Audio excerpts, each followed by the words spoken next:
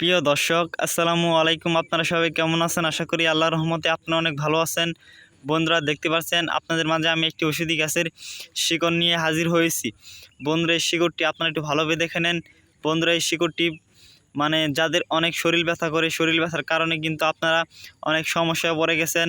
ডাক্তারের কাছে ওষুধ খেয়েও কিন্তু আপনাদের শরীর ব্যথা দূর হচ্ছে না।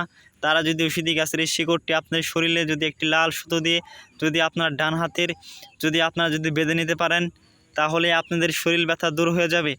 বন্ধুরা, ঔষধি গাছের সাথে আমি আপনাদের পরিচয় করে দিচ্ছি। এই ঔষধি গাছের নাম হচ্ছে ভাট গাছ।